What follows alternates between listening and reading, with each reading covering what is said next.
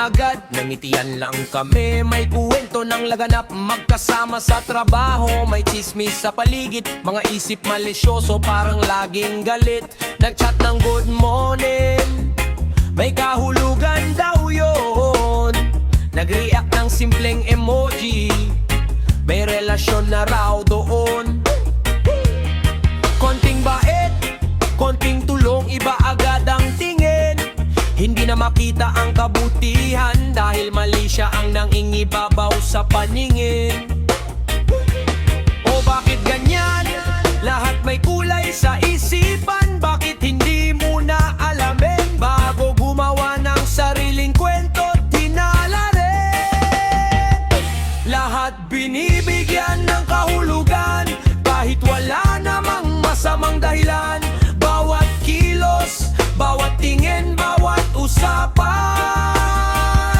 kita ang ganong kwento ng imahinasyon. Lahat binibigyan ng kahulugan, parang pelikulang walang katapusan. Relax lang, wag agad humusga, katotohanan pa rin ang mananaig sa huli. Yeah! Naglakad magkasama, may balitang lumipad, parang ibong walang pahinga sa paglipad. Hindi naman nila alam ang buong istorya, pero kung makasabi parang sila ang may memorya. Minsan ang problema, hindi na sa ginagawa, kundi na sa isip ng taong mahilig magduda. Kapag puno ng mali siya, lahat nagiging kakaiba. Kahit simpleng pagkakaibigan, nagiging usapang kontrobersi siya.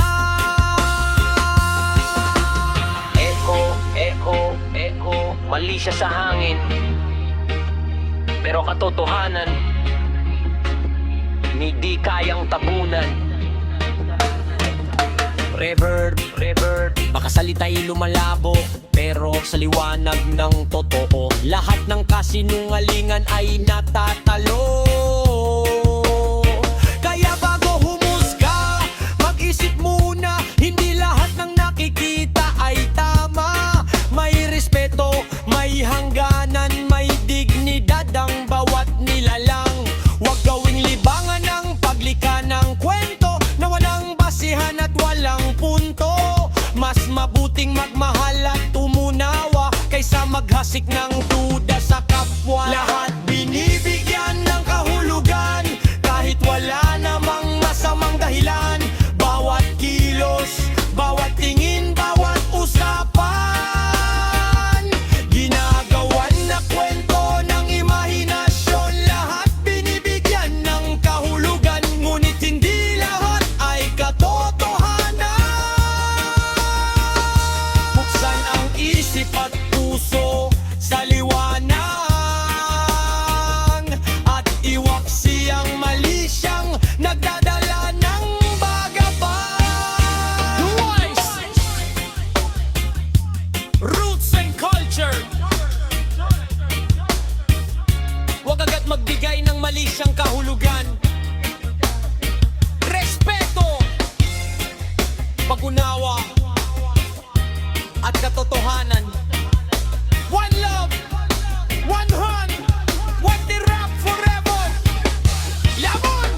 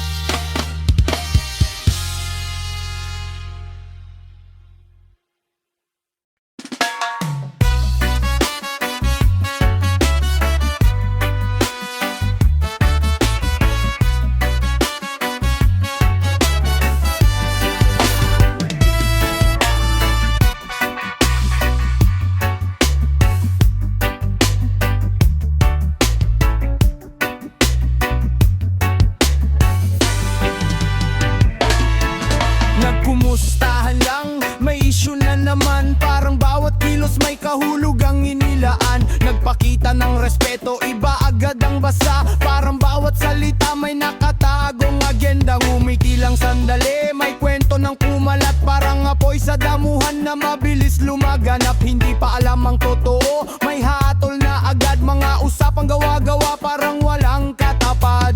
Sabi nila may lihim, sabi nila may dahilan, pero ang totoo'y haka-haka lang na walang pinanghahawakan. O bakit ganyan ang takbo ng isipan? Lahat ba ng makita ay dapat bigyan ng kahulugan? Kung malinis ang hangarin at tapat ang puso, bakit puro mali siya nakikita ninyo? Mali siya mo, problema mo, wag mo akong idamay sa isip mo, magulo. Mali siya mo, problema mo, kung ano mimiisip mo, hindi ko kontrolado. Mali siya mo, problema mo, katotohanan pa rin ang siyang panalo. Mali siya mo, problema mo, ako'y tatahimik pero di magpapatalo. Sa social media, sa kanto't eskinita, may mga taong eksperto sa paggawa ng tsismisa. Konting litrato lang may istorya ng nabuo, parang nobelang mahaba kahit wala namang totoo. Kapag ang isip ay puno ng pagdududa, lahat ng makita ay tila may masamang pakay na. Ngunit ang katotohanan ay parang araw sa umaga, kahit matagal maitago, lilitaw pa rin talaga. Hindi lahat ng magkaibigan ay may relasyon, hindi lahat ng pag-uusap ay may ibang layon. Minsan ang sagot ay simple at malinaw, pero mali siya ang dahilan kung bakit naguguluhan ang tanaw. Eko, mali siya sa hangin. Lumilipad na parang usok, pero walang patungtunguhan. Tambay, slow down. Bago humadol, alamin muna ang katotohanan. Hindi ko responsibilidad ang maling pagtingin kung ang isip mo'y laging naghahanap ng lihim. Ang mahalaga'y malinis ang aking konsensya, hindi lang haabot ng tsismis ang tunay na esensya. Patuloy akong lakad sa tamang direksyon kahit may mga taong puno ng agam-agam, sapagkat ang dangal ay hindi nasisirang ang mga kwentong walang basihan at saysay na dala. Mas mabuting magtanim ng respeto at kabutihan kaysa magkalat ng duda at maling paratang. Sa dulo ng lahat, isang bagay ang sigurado, ang katotohanan pa rin ang tunay na panalo. Mali siya mo, problema mo, wag mong akong idamay sa isip mong magulo. Mali siya mo, problema mo, hindi ko pasan ng hinala mong imbento. Mali siya mo, problema mo, liwanag ng totoo ang siyang sandata ko. Mali siya mo, problema mo, sa landas ng katotohanan ako'y nakatayo. Hey! Roots Reggae. The Reggae Rap, para sa mga taong pagod na sa maling paratang. Kung malinis ang puso, hindi kailangang matakot, dahil ang mali siya ng iba ay problema nila, hindi mo. One love.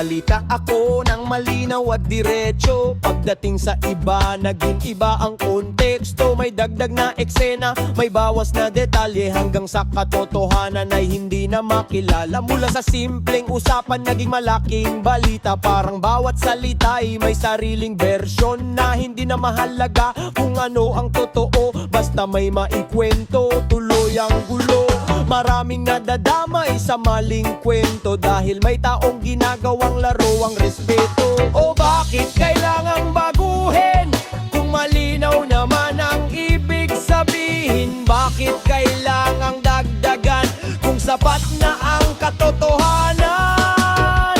Huwag mong baluktutin ang aking sinabi, huwag mong baguhin ang tunay na nangyari. Katotohanan ay huwag mong itago, dahil sa huli lilitaw pa rin ito. Huwag mong baluktutin, huwag mong sirain ang kwentong totoo'y huwag mong baguhin. Maging tapat ka sa bawat salitang bibitiwan, para walang masaktan at walang maiwang sugatan.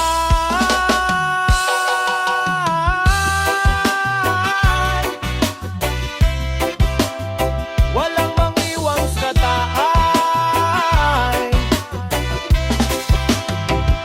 Sa kanto, sa opisina, maging sa internet, mabilis kumalat ang maling interpret. Isang pangungusap, ginagawang nobela, may bida, may kontrabida, may sariling eksena. Kapag ang katotohanan ay nilagyan ng kulay, nagiging sanhi ito ng tampuhan at lumbay. Maraming pagkakaibigan ang nasisira dahil sa salitang hindi naman tama. Huwag kang maging tulay ng kasinungalingan, huwag gawing negosyo ang paninira sa kapwa. Mas mabuting manahimik kung hindi sigurado, kaysa magkalat ng kwentong gawa-gawa lamang ito. Salita'y parang binhi, kapag itinanim, tutubo at lalago. Kaya piliin ng totoo. Reverb, reverb, katotohanan hindi kailanman matitinag, kahit gaano pa karaming kasinungalingan. Ang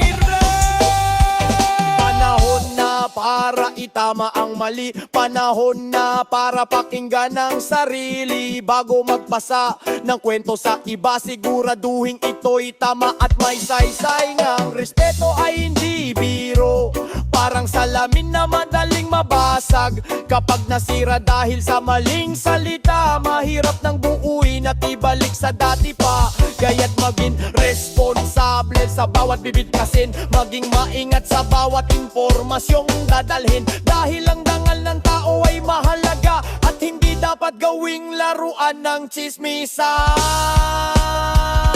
Huwag mong baluktutin ang aking sinabi, huwag mong baguhin ang tunay na nangyari. Katotohanan ay huwag mong itago, dahil sa huli lilitaw pa rin ito. Huwag mong baluktutin, huwag mong sirain ang kwentong totoo'y huwag bakuhin. Sa liwanag ng katotohanan, tayo manindigan at iwaksi ang maling paratang at kasinungalingan. Roots Reggae, from Reggae Up. Kung may katotohanan, hayaan mo itong magsalita. Kung may respeto, hayaan mo itong manaig. At kung malungkutin, huwag mong babuhin, dahil ang totoo laging lumalabas sa huli. One love, one truth, well respect.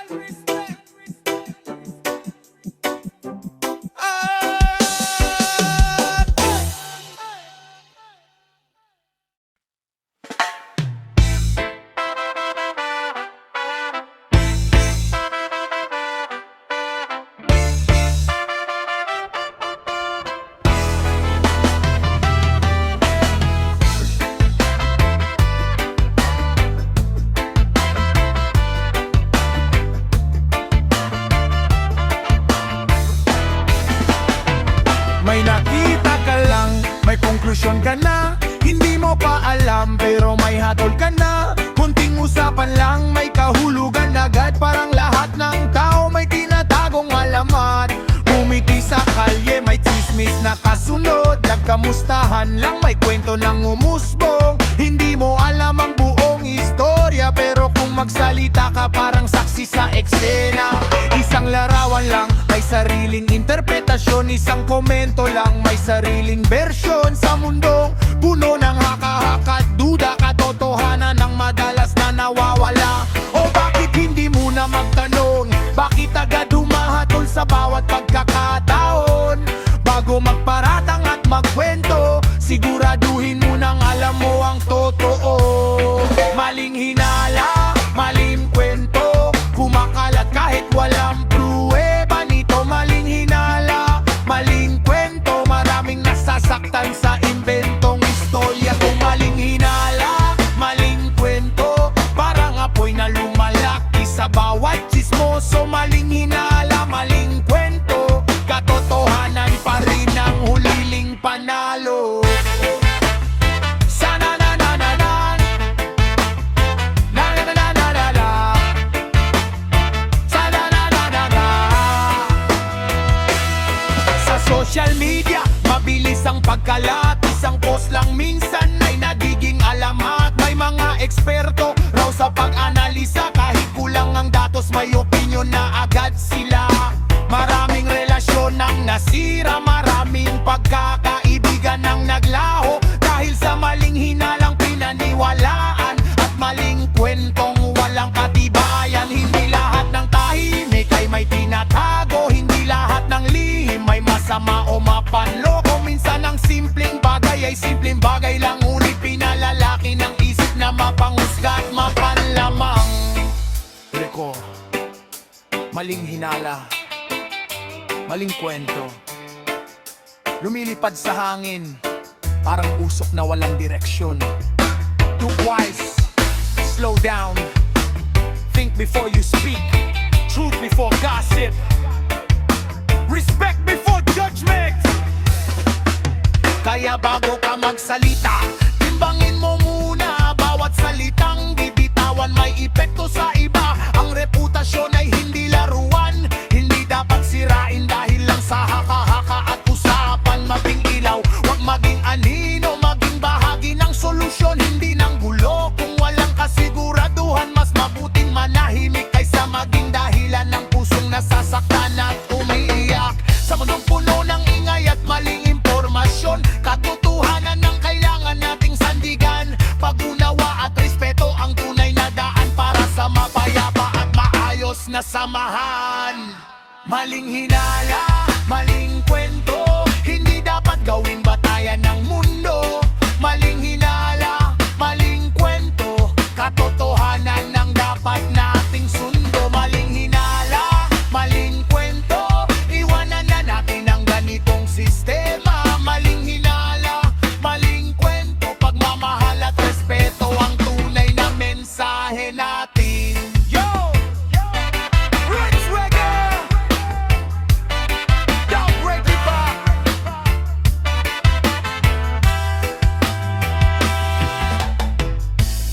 Hindi lahat ng naririnig ay totoo. Hindi lahat ng nakikita ay buo. Kaya mag-isip bago humusga, makinig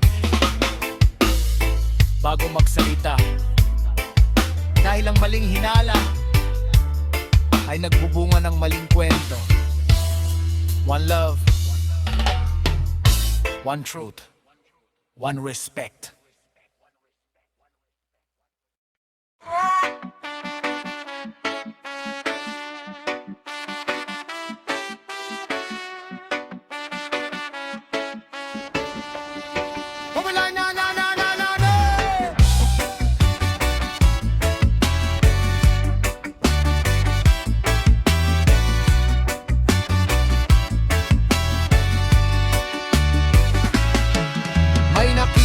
Larawan, gumawa ka ng kwento. May narinig kang bulong, ginawa mong dokumento. Hindi mo pa alam ang buong katotohanan, pero may hatol ka na sa bawat usapan. Nagkape lang magkasama, may relasyon na raw.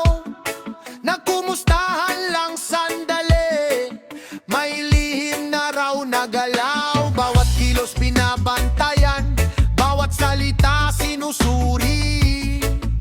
Parang may teleskopyo ang mga matang laging naghahanap ng mali.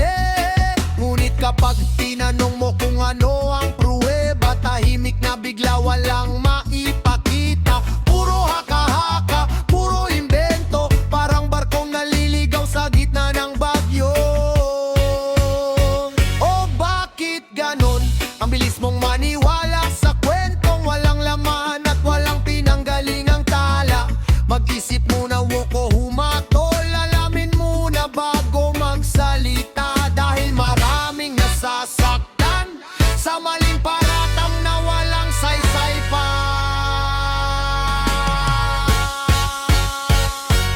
Puro mali siya, walang ebidensya, puro salita pero kulang sa basehan. Puro mali siya, walang ebidensya, nagpapakalat ng kwento na walang katunayan.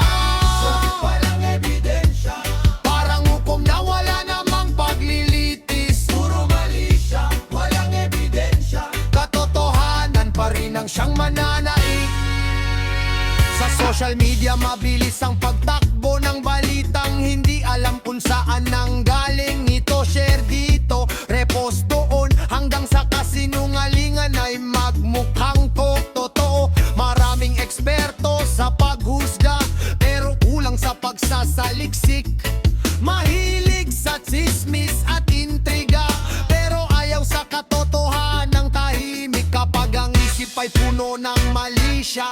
Lahat ng bagay ay nagiging kakaiba, kahit simpleng kabutihan nagiging dahilan ng pagdududa. Hindi mo hawak ang buong istorya, kaya bakit ka magmamarunong? Kung kulang mag-impormasyon, mas mabuting makinig kaysa manghusga ng walang tulong.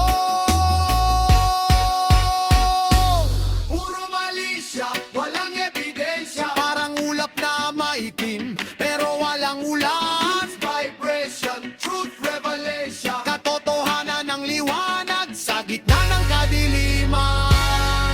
Hindi lahat ng usapan ay may masamang pakay, hindi lahat ng kilos ay dapat lagyan ng kulay. Minsan ang problema ay wala sa sitwasyon, kundi sa isip na puno ng maling interpretasyon. Kaya itigil na ang paglikha ng istorya na walang patunay at walang memorya. Maging patas sa pagtingin sa kapwa, dahil respeto ang pundasyon ng pagkakaisa. Mas mabuting magtanim ng pag-unawa kaysa magasik ng duda at pangamba. Ang dangay ng tao ay hindi biro, hindi dapat wasakin ng mga salitang liko. Puro mali siya, walang ebidensya, hindi dapat maging batas ng lipunan. Puro mali siya, walang ebidensya, katotohanan ang dapat nating sandigan. Walang ebidensya, iwanan natin ang maling kaisipan. Puro mali siya, walang ebidensya, paggalang at katotohanan ang tunay na gabay. Yeah! Gaubege rap, kung may sasabihin, siguraduhin may katunayan. Kung may paghuhusga, siguraduhin may katwiran. Dahil sa mundong puno ng ingay, ang katotohanan tunay na gabay.